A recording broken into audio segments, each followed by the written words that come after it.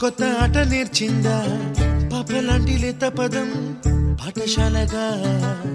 కూనలమ్మ జానపదం పల్లె దాటి వచ్చిందా చవళిల జానతనం పాట చూపగా కుంచెలో